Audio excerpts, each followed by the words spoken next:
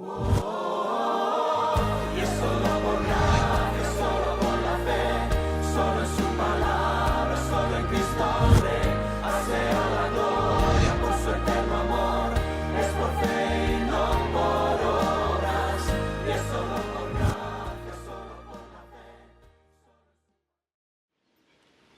invito a abrir vuestras Biblias en el Evangelio de Juan, capítulo 8. Estaremos meditando los versículos 1 al 11. Pero en tal día como hoy, tan trascendental para nuestro país y para la política, estoy en obligación de hacer una breve introducción respecto al momento que estamos viviendo, y alguno de vosotros hacía mención a ello. Es un día trascendental hoy para Cataluña. Tranquilo, no vamos a hacer un meeting desde el púlpito. Yo creo que el púlpito no se tiene que mezclar con la política, como del mismo modo los políticos no debieran de mezclar la religión con sus convicciones, ¿verdad? Es un día trascendental para Cataluña. Para algunos son unas votaciones autonómicas más, para otros son un referéndum sobre la independencia. Y digo que tranquilos, que no me voy a meter en política. El Señor Jesucristo dijo: mi reino no es de este mundo, y yo me apunto a eso. Pero quisiera dejar algunas reflexiones. En primer lugar, sean cuales sean tus convicciones políticas, y por muy diferentes que sean a las de tu hermano, ámale en el amor de Cristo. Ámale en el amor de Cristo. Todos hacemos lo mejor que podemos. Vamos a intentar votar al menos malo, ¿sí? Y cada uno según su contexto, y en buena conciencia delante del Señor. Ama a tu hermano, aunque haya votado exactamente lo contrario de lo que tú votarías. Ámale en el amor del Señor. Y tendemos a mirar nuestro tiempo como muy complicado. Más complejo era el tiempo del Señor Jesucristo. Si nos podíamos transportar al momento político que estaban viviendo allí, griegos, romanos, judíos radicales que querían la independencia de Israel, simpatizantes de los romanos, publicanos, judaizantes. Era un auténtico galimatías. Más complejo era el tiempo político en el que estaba el Señor Jesucristo. Y tuvo sentados a la cena del Señor, simpatizantes de los romanos, como había sido Mateo el publicano, que dejó la mesa de los impuestos, y celotes como Simón, revolucionario. De la derecha a la izquierda, estuvieron sentados a la mesa del Señor, como hoy vamos a participar de la mesa del Señor, todos nosotros, comprados, redimidos, amados por nuestro Maestro, en la misma mesa. En segundo lugar, otra reflexión. Recuerda que vives en Barcelona, pero eres ciudadano de la ciudad celestial. Eres ciudadano de la ciudad celestial. Que tengas la convicción política que tengas, y el Señor nos ha dado libertad en eso, pero que comprendas que ni la Constitución del presidente es la Santa Biblia, ni la voluntad del pueblo catalán es sacrosanta. Eso es como los políticos nos los quieren vender, casi en términos religiosos y absolutos. Ni una cosa ni la otra. La palabra de Dios es santa, perfecta e infalible. Y la voluntad de Dios es la que debiéramos seguir en todo momento, por encima de cualquier otra cosa. Y se nos presenta la política casi como religiones seculares que tenemos todos que aceptar. Y los políticos nunca se equivocan, ¿verdad? Siempre justificando lo que su partido haya hecho. Que son nada más que voluntades humanas. Y ninguno de nuestros gobernantes hace la voluntad de Dios. Ninguno busca agradar al Señor. Hemos de recordar que somos ciudadanos de Jerusalén, y por tanto nuestro ministerio es el ministerio de Daniel. Ya esté gobernando Ciro o Belsasar o Nabucodonosor, Daniel siempre anunciando la voluntad de Dios y lo que Dios espera de los que están en autoridad. Ese es nuestro ministerio. Siempre esté quien esté en autoridad, y sabiendo que es Dios el que pone y quita reyes, es Dios el que pone y quita gobernantes. Todo está en sus manos. En tercer y último lugar, España y Cataluña, Cataluña y España, ya sea que sigan juntas o ya sea que se divorcien, no van a cambiar sin Cristo. Va a seguir todo igual, triste y lamentablemente. No va a haber un cambio real, profundo, sin Cristo. Seguirá el holocausto de niños en las clínicas abortistas. Seguirá la marcha gay cada año por Barcelona. Seguirán los ninis paseando por las calles. Seguirá la gente blasfemando. En catalán o en castellano. Pero seguirán blasfemando. Entonces, ¿dónde está el cambio? No hay cambio real sin Cristo. Porque solo el Evangelio es lo que puede cambiar profundamente, corazón a corazón, matrimonio a matrimonio, familia por familia, una sociedad entera. Solo el Evangelio del Señor Jesucristo. Esperamos, por tanto, y seguimos orando por nuestra tierra a ese día que deje de darle las palas a Dios. Y nos demos todos cuenta de lo que necesitamos. No son medicamentos gratis, ni más libertades, ni controlar el sistema educativo. Lo que necesitamos es el Evangelio del Señor Jesucristo, que cambia corazones. Necesitamos libertad del pecado y necesitamos estar unidos a Cristo. Y ahora, si me permitís, ya en clave poética y hablando del sermón de hoy, necesitamos que el Señor Jesús mire a nuestra tierra y le diga lo que le dijo a esa mujer: levántate, vete y no peques más. Eso es lo que necesitamos. La mujer de la que vamos a hablar hoy, en Juan capítulo 8, os invito a abrir vuestras Biblias, en Juan capítulo 8. Esta mujer experimentó la verdadera libertad. Inició una nueva época, inició una nueva vida. Se había encontrado cara a cara con Jesús de Nazaret. Vamos a leer los versículos 1 al 11 en este capítulo 8 de Juan. Y Jesús se fue al monte de los Olivos, y por la mañana volvió al templo, y todo el pueblo vino a él, y sentado él les enseñaba.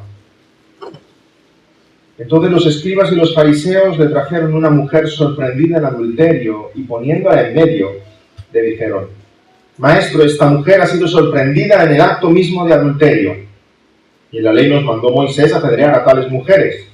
¿Tú pues qué dices? Mas esto decían tentándole para poder acusarle. Pero Jesús, inclinado hacia el suelo, escribía en tierra con el dedo. Y como insistieron en preguntarle, se enderezó y les dijo: el que de vosotros esté sin pecado, sea el primero en arrojar la piedra contra ella. E inclinándose de nuevo hacia el suelo, siguió escribiendo en tierra. Pero ellos, al oír esto, acusados por su conciencia, salían uno a uno, comenzando desde los más viejos hasta los postreros. Y quedó solo Jesús y la mujer que estaba en medio. Enderezándose Jesús, y no viendo a nadie sino a la mujer, le dijo: Mujer, ¿dónde están los que te acusaban? ¿Ninguno te condenó? Ella dijo: Ninguno, Señor. Entonces Jesús le dijo: Ni yo te condeno. Vete y no peques más. Hasta aquí la lectura de la palabra del Señor. Se he de confesar que este pasaje no es fácil de predicar. En primer lugar, por todo el contenido de la historia que hay. Es una historia con mucho contenido y muy profundo. En segundo lugar, para aquellos que seáis más puristas, porque hay una cuestión de crítica textual muy importante. En algunas Biblias ni aparece el texto, como puede ser la Biblia textual. En otras tenéis una nota a pie de página. Pero habéis visto que me he decidido a predicarlo, a pesar de la crítica textual. ¿De dónde viene este asunto? Porque hay manuscritos más antiguos donde este fragmento no aparece. Y hay otros manuscritos en los que sí aparece. Si leéis teólogos, si leéis comentaristas, vais a encontrar estas dos opiniones. Por ejemplo, Lenski, un erudito del Nuevo Testamento, dice: cada característica de este texto lleva consigo el sello de ser probable, aunque no podemos decir en qué momento de la historia de Jesús puede ser insertado. Puesto que Juan realmente no escribió esta sección, no voy a decir nada sobre ella. Y Lenski literalmente se salta este pasaje. Calvino, sin embargo, dice lo siguiente: se han hecho algunas conjeturas sobre si este texto fue insertado aquí o proviene de otro lugar. pero siempre ha sido bien recibido por las iglesias latinas y se halla en muchos manuscritos griegos antiguos y no contiene enseñanzas indignas de la enseñanza de los apóstoles, así que no hay razón alguna por la que debiéramos rechazarlo o dejar de aplicarlo para nuestro beneficio. Yo tomo partido por lo que dice Calvino aquí y no voy a entrar en muchos más argumentos. No creo que el hecho de que un texto hayamos encontrado de una fecha o de otra nos haya de hacer poner o quitar versículos, sino que dice el Señor en Mateo 24:35, el cielo y la tierra pasarán, mas mi palabra no pasará. Así que prediquemos y aprendamos del pasaje que tenemos delante en esta mañana. Lo primero que vemos no nos es extraño. Los fariseos se acercan a Jesús para tentarle. No nos es extraño para nada, ¿verdad? ¿Cuántas veces hacen esto? Con las espigas que los discípulos estaban recogiendo en el sábado, ¿recordáis? Los discípulos están recogiendo espigas en sábado. Con aquel que sanó el paralítico en sábado. ¿Y cómo es que llevas tu lecho también en sábado? Como si debemos dar impuesto a César o no. A Dios lo que es de Dios y a César lo que es de César. ¿Cuántas veces los fariseos se acercan a Jesús y no hay un interés real por aprender? No hay un interés real por buscar la verdad. Solo por intentar tenderle una trampa. ¿Cuántas veces se ha acercado a ti alguien que no es creyente y te hace preguntas? Y no te hace preguntas con interés, sino para intentar sorprenderte. Solamente para desacreditar el Evangelio. Este es el interés que había en los fariseos. Se acercan a Jesús para hacerle la zancadilla, para conseguir tenderle una trampa y que caiga en ella, para desacreditarle delante de todo el pueblo. Encuentran a esta mujer que ha cometido adulterio, la ponen en medio, se nos dice que hay una multitud que está con Jesús, la ponen en medio de la muchedumbre y ahí en medio, en público, le hacen a Jesús esta pregunta para hacerle quedar mal. Esta mujer ha sido sorprendida en el acto mismo de adulterio. En la ley nos mandó Moisés a apedrear a tales mujeres. ¿Tú pues qué dices? Vemos que querían acusarle, dice luego el versículo 6. Es cierto, si leemos el Levítico y el Deuteronomio, es cierto que este pecado estaba condenado por la pena de muerte. Levítico 20:10, Deuteronomio 22:22. Dice, si un hombre cometiere adulterio con la mujer de su prójimo, el adúltero y la adúltera indefectiblemente serán muertos. Y había leyes así, de duras, en el pueblo de Israel, para extirpar el pecado del medio del pueblo. Pero fijémonos que están poniendo a Jesús en un aprieto. Para empezar, no están cumpliendo la ley los fariseos, porque están trayendo a la mujer adúltera. ¿Pero dónde está el hombre? Está escondido ahí detrás de una esquina mirando a ver qué pasaba, ¿no? ¿Dónde está el hombre? No está. No están cumpliendo la ley. No les interesa cumplir la ley. Les interesa pillar a Jesús. Traen a esa mujer. Y ahí está el aprieto donde están poniendo a Jesús. Primero, si Jesús dice que sí, que es verdad, la ley de Moisés dice esto, ¿la podéis matar? Se está poniendo en contra a las autoridades romanas, porque los judíos no podían condenar a muerte. Los judíos no podían condenar a muerte. ¿Recordamos la crucifixión del Señor Jesús? La presión que los judíos hacen para que los romanos le condenen a muerte. Pero ellos no podían ajusticiar a una persona. En segundo lugar, si Jesús decía lo contrario, si desacreditaba la ley de Moisés, se estaba poniendo a todo el pueblo hebreo en contra. Porque ¿quién se atrevía a decir algo contra Moisés? Estaban poniendo a Jesús en aprieto, entre la espada y la pared. Y una vez más Jesús responde con palabras sabias, celestiales, profundas. No toma partido, ni por los judíos ni por los romanos. Hermanos, porque los cristianos no somos ni de derechas, ni de izquierdas, ni de centro. Los cristianos somos de arriba. De arriba somos. ¿De qué partido eres? ¿De qué partido político eres tú? De arriba. Por encima de todos. Las respuestas de Jesús son respuestas profundas, sabias, celestiales, reveladoras. En principio Jesús vemos que no quiere responder, versículos 6 y 7. No les hace ni caso. Un verbo que se usa en nuestros días. Les está ninguneando. Porque ve la mala actitud de ellos, ve la malicia de ellos, que realmente no aman la ley, no aman a Moisés, no aman al Señor, no aman a esa mujer, solamente quieren ellos demostrarse a sí mismos que son muy justos y poner en evidencia a Jesús. Ven esa malicia. Y la actitud de Jesús es de indiferencia. Dice que está dibujando en el suelo con su dedo, mirando al suelo, no les está mirando a ellos. De nuevo escribe Calvino: al no hacer nada, Cristo tenía el propósito de mostrarles lo indignos que eran de ser escuchados.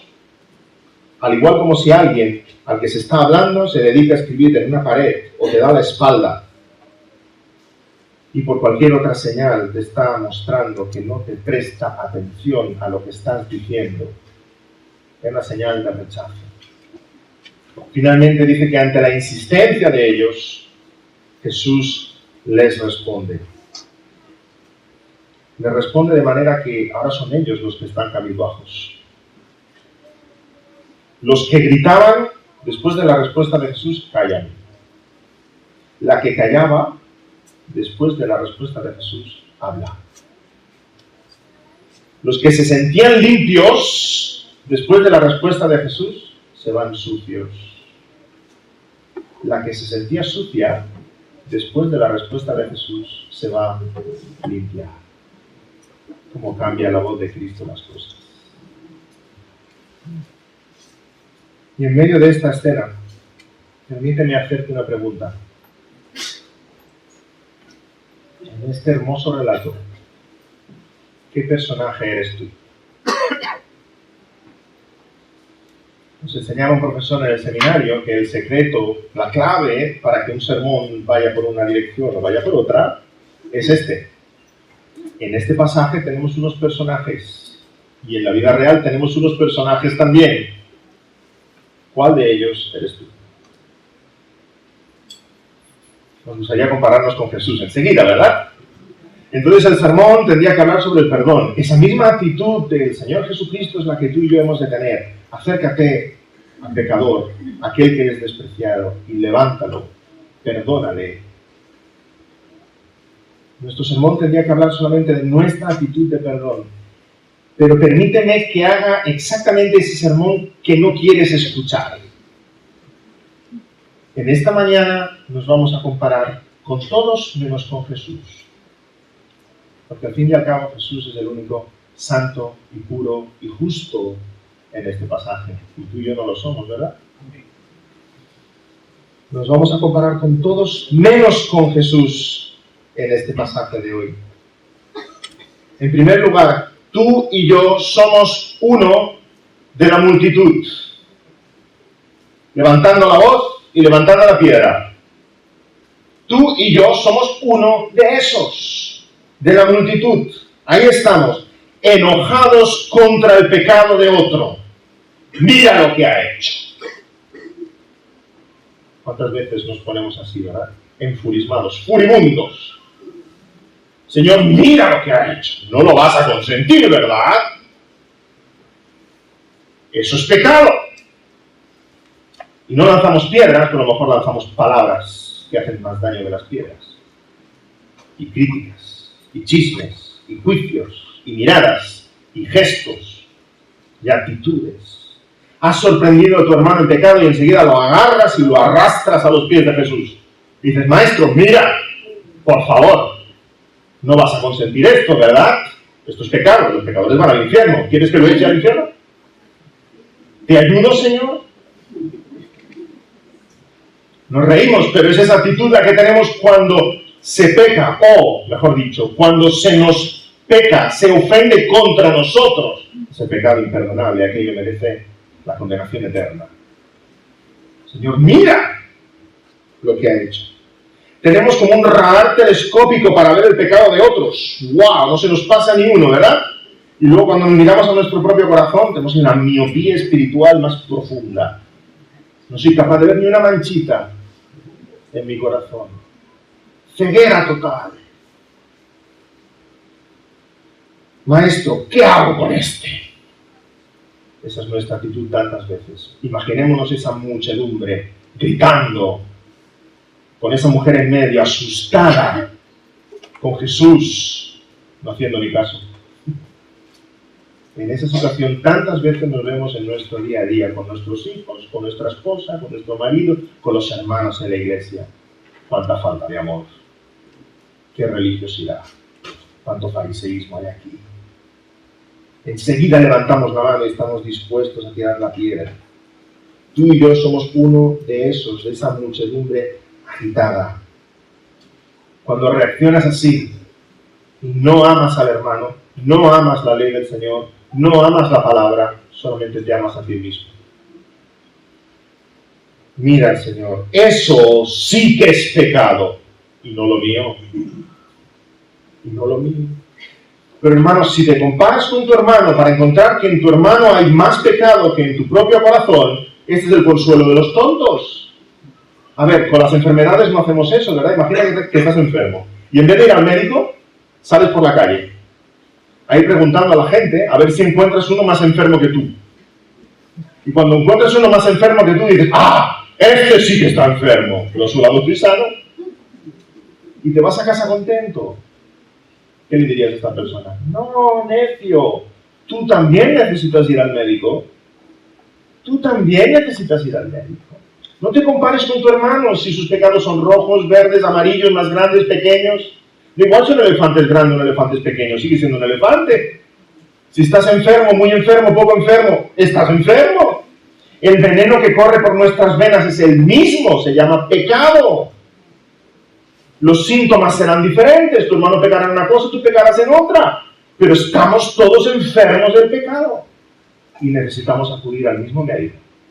Y necesitamos la misma medicina. El Evangelio. El perdón de nuestras culpas.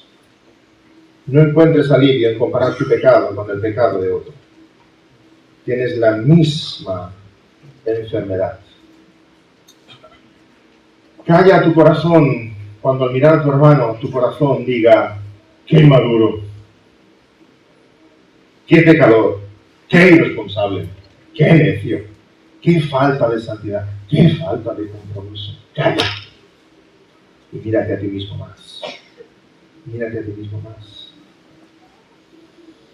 Cristo responde, ¿y cómo responde a toda esa multitud? El que de vosotros esté sin pecado, sea el primero en arrojar la piedra contra ella. El que esté limpio, que sea el primero. Fijémonos que la respuesta del Señor, el Señor no está negando el pecado. El Señor no está negando la ley de Moisés. Evidentemente, el adulterio merecía la pena de muerte. Todos nuestros pecados merecen la pena de muerte. Jesús no le está quitando hierro al asunto. Es un pecado que merece la muerte. La paga del pecado es muerte. El que esté libre, que tire la primera piedra. Tirémosle piedras, pero que empiece el que esté limpio. Que empiece el que no tenga por qué estar junto a ella. Porque entonces deberíamos todos tirarnos piedras los unos a los otros. Que empiece el que sea santo. Que empiece el único que no tiene pecado ninguno en su corazón. No tiene ninguna razón por la cual ser culpable ante la ley de Dios. Jesús no dice, no tiréis piedras, es que no tenéis amor.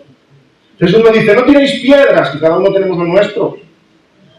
No tiréis piedras, Dios no condena a nadie. Dice, arrojad la primera piedra, pero que empiece el único que sea santo. Y nadie puede arrojar ninguna piedra. Nadie la puede juzgar. Nadie la puede condenar. Señor Jesucristo, con su respuesta, está abriendo delante de nosotros una nueva dimensión del pecado. Hemos de confesar que todos llevamos dentro un fariseo. ¿Qué es pecado? Lo que se ve. El robo, el adulterio, el homicidio, la fornicación. Eso es pecado. Pero yo no soy pecador. No, porque mis pecados van por dentro. Como no se ven, van por dentro. Y el Señor Jesús está viendo una nueva dimensión del pecado. Él dijo en Mateo 5:28, cualquiera que mira a una mujer para codiciarla, ya adulteró en su corazón con ella. El pecado está en nuestro corazón y sale hacia afuera, y sale de diversas maneras, pero está en nuestro corazón. A ver, tú cuando llamas a los bomberos, si tienes un incendio en casa, ¿llamas a los bomberos cuando las llamas empiecen a verse en la calle? ¿O llamas a los bomberos aunque el incendio no se vea? El incendio está dentro de la casa. Y tú dices, no, hasta que las llamas no salgan por la ventana, pues no llama a nadie. Sigue siendo incendio, ¿verdad? Aunque desde fuera no se vea, tú que estás dentro de la casa ves que la casa está ardiendo. Evidentemente tienes el mismo problema. Así con el pecado está en tu corazón, no hace falta que lo veamos los demás. No hace falta que lo veamos para que acudas corriendo a Cristo Jesús. Tu pecado está en tu corazón y te está destruyendo. Uno de los dos va a morir. O tu pecado o tú. Acude a Cristo. Acude a Cristo. Sea lo que sea con lo que estés luchando. La ira, el orgullo, los celos, la envidia, la lujuria, la murmuración, la vanagloria, la avaricia. Tu pecado te está destruyendo. No hay pecados grandes y pequeños. Todos los pecados son pecados ante Cristo. Así que no levantes la piedra y no la tires contra tu hermano, porque aquello de lo que tu hermano peca, tú también. Es una cuestión de tamaño, es una cuestión de volumen. Pero aquello con lo que tu hermano está pecando, tú también estás pecando de lo mismo. ¿Qué pasa? ¿Que se ve menos? ¿Qué pasa? ¿Que lo sabes esconder? ¿Qué pasa? ¿Que lo sabes vivir en la intimidad? ¿Qué pasa? ¿Que solamente está en tus pensamientos? ¿Y Dios no lo ve? Claro que Dios lo ve. Sea lo que sea con lo que estás luchando. Estás libre de pecado, tira la primera piedra. Y nos dice el pasaje que sus conciencias les acusaban. Y empezaron a irse. Vemos el detalle, es curioso. Del más viejo al más joven. El Evangelio no nos dice ese detalle porque sí.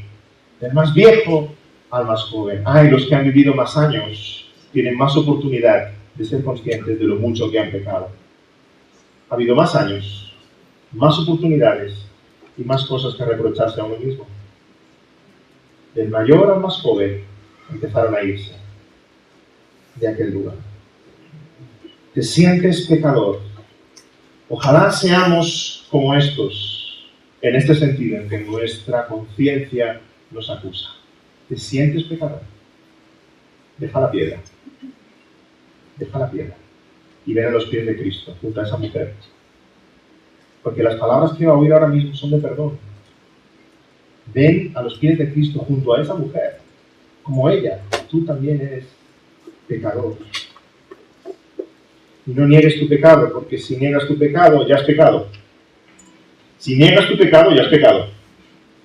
Porque le estás diciendo a Dios que es mentiroso.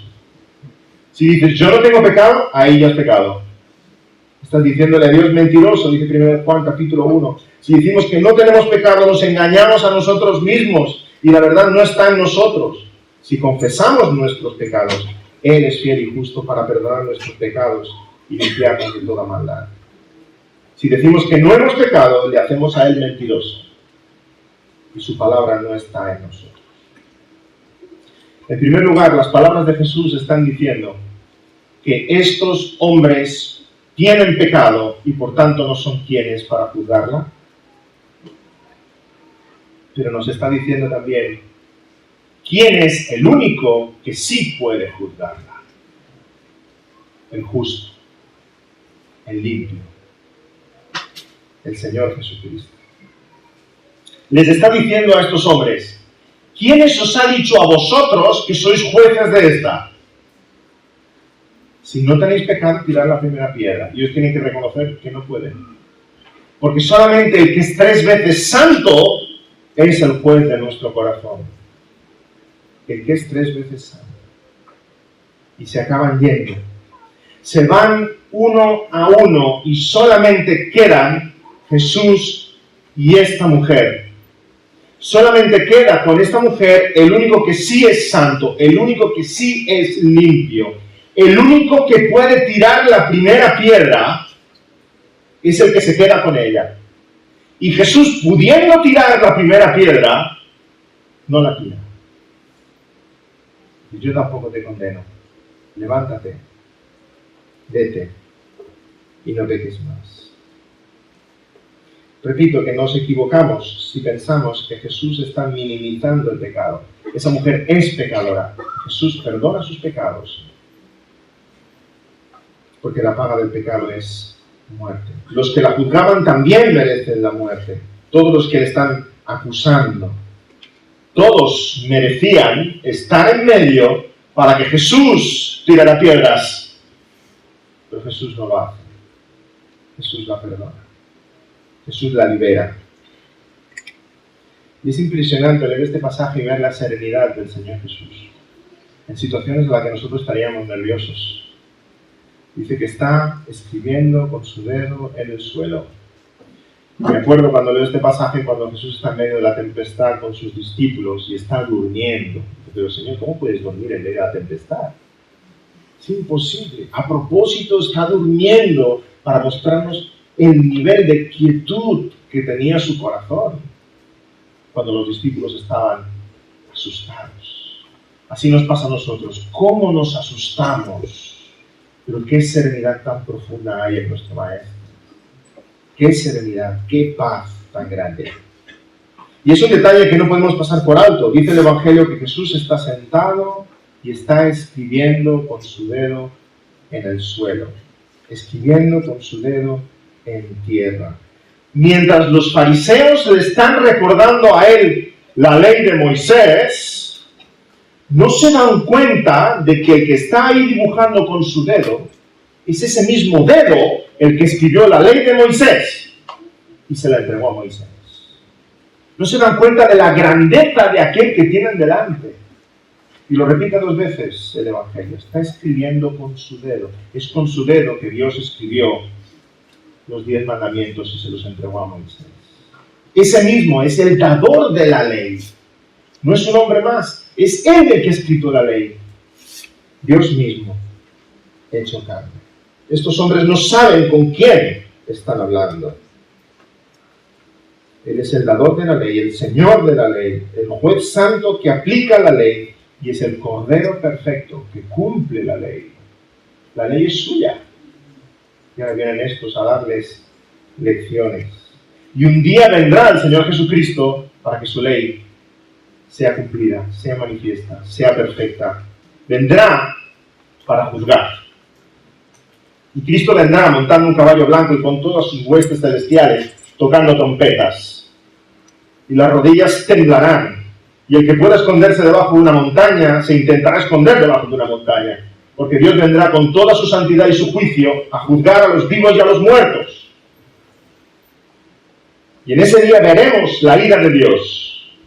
Pero hoy es día de misericordia. Hoy aún es día de paciencia. Hoy aún es día de gracia. Aún, hasta que el Señor venga. Y nos recuerda Isaías, buscad a Jehová mientras puede ser hallado. No será para siempre. Mientras puede ser hallado, buscad a Jehová. Y Juan el Bautista nos recuerda, arrepentíos porque el reino se ha acercado. Y nosotros muchas veces vemos el pecado ajeno y hacemos como los discípulos cuando le dijeron, Señor, ¿quieres que hagamos como Elías y caiga fuego del cielo y los consuma? ¿Y qué nos dice el Señor? Ay, ¿no sabéis de qué espíritu sois? No. Hoy es día de gracia. Hoy es día de perdón. El juicio vendrá, pero hoy aún hay oportunidad. La puerta del arca aún está abierta. Entra. Entra. Escucha la voz del Señor diciéndote como a esta mujer, levántate, vete y no peques más. Levántate. Hoy aún es día de misericordia, de esperanza para cada uno de nosotros, para todos los pecadores. El Señor dice que la caña cascada no quebrará y el pábilo que humea no apagará. Aún hoy necesitas desesperadamente acudir a Cristo. También nos dice el apóstol Pedro que Dios es paciente para con todos, no queriendo que ninguno perezca, sino que todos procedan al arrepentimiento. No pensemos que Dios está tardando, nos está dando oportunidad para que nos arrepintamos de nuestros pecados. No esperes a mañana, porque tal vez no hay mañana.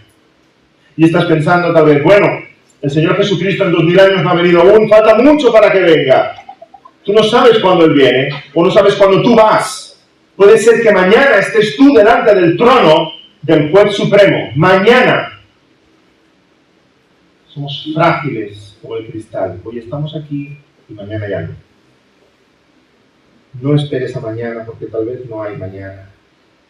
Acude a Cristo como esta mujer, a sus pies. Eres pecador y necesitado de su perdón. Él lo sabe todo de ti. Quédate a solas con Cristo Jesús. Mírale a los ojos y escucha su dulce voz, dándote perdón. Solo Él puede juzgarte, solo Él puede perdonarte. Él es el Santo de Israel. Y cuando Él nos dice, solo quedo yo, ¿dónde está el condenador? ¿Dónde está el acusador? Solo quedo yo. Levántate y no peques más. A partir de ahora que vivamos esa vida que refleje esa gracia y ese perdón que nos ha sido concedido. Queriendo agradar al Señor, sirviendo al Señor y teniendo esa misma actitud de perdón y de misericordia hacia otros. ¿Verdad que es impensable imaginarse esta mujer perdonada, levantándose, recorrer 200 metros y encontrarse otra vez con una muchedumbre y ella misma levantar la piedra contra otro? ¿Verdad que nos resulta imposible de imaginar? Le ha sido perdonado tanto. Ha sido tan bendecida con ese encuentro. Si tú has sido bendecido con ese encuentro con Cristo Jesús, que hay en ti esa misma actitud que hubo en él, de perdón, de misericordia, de gracia. Para concluir, hermanos, amigos, hay 4 personajes en este pasaje. El primero, Jesucristo el justo, el único y sabio juez, perdonador, misericordioso.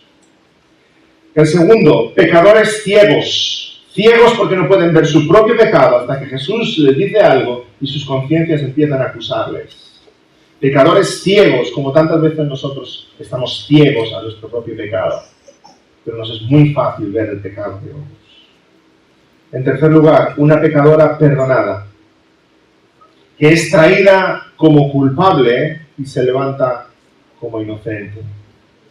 Cada uno de nosotros que hemos recibido el perdón de Cristo en nuestras vidas, hemos experimentado eso mismo. Hemos sido traídos a Él como culpables y después de Él hablarnos, nos hemos levantado limpios, perdonados. Pero hay un cuarto personaje, el pecador anónimo, el pecador que no está, el pecador que pecó con ella, el pecador que no fue arrastrado a Cristo Jesús, el pecador que está escondido tal vez entre la muchedumbre, el pecador que a lo mejor se quedó en casa y luego preguntó qué había pasado, el pecador que no es exhortado, el pecador cuya conciencia no le acusa, el pecador que ni acusa ni es acusado, ni es defendido ni defiende, el pecador anónimo que no quiere estar en Juan capítulo 8, y ese pecador somos tú y yo. Pero espero que con el sermón de hoy sí hayas sido arrastrado a los pies de Cristo, y sí hayas podido notar la culpa de tu pecado, y sí estés deseando escuchar esas mismas palabras de Cristo Jesús para ti. Levántate y no peques más. Ven a Cristo y recibe su perdón.